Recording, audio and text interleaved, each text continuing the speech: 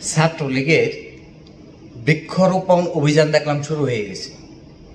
অবশ্যই এটা একটা সাধুবাদ জানাই, অনেক বড় একটা অ্যাটেম্প।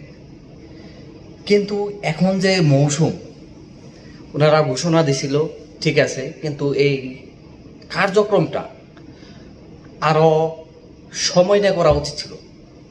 কারণ এখন এই গাছ লাগানোর অ্যাকচুয়ালি মৌসুম না, গণহারে গাছ লাগানো মৌসুম না। এগুলো যারা বাড়িতে লাগায়, যারা যত্ন দিয়ে করতে পারবে তাদের জন্য। এখন যে মৌসুম, এই মৌসুমে খরা মৌসুম, তাদের উচিত ছিল এই কার্যক্রমটা আরও এই কয়েকদিন পরে করার জন্য, যখন কিনা বৃষ্টি মৌসুম থাকবে। গাছগুলা তো এগুলো এত গাছ এগুলো অযত্নে থাকবে, কিন্তু অযত্নে থাকার ফলে যতগুলো গাছ এখন মরবে। আর যদি এই বৃষ্টি মৌসুমে লাগাইতো, প্রায় তার 50% গাছ বেশি বেঁচে যাইত আর কি। এই মাথা মোটাগুলোকে এগুলা কিছু বোঝার কোনো অপশনই নেই। এগুলা এই যে দিছে, ঘোষণা দিছে, আর এই যে কাম শুরু করে দিছে। কি অবস্থা! একটা কাজ করতেছে, কাজের একটা ইফেক্টিভ লাগবে, গাছ লাগায় শেষ, ঘুমাও। এগুলাই হয়, পাবলিক ফাংশন এইগুলাই হবে, এইটাই স্বাভাবিক।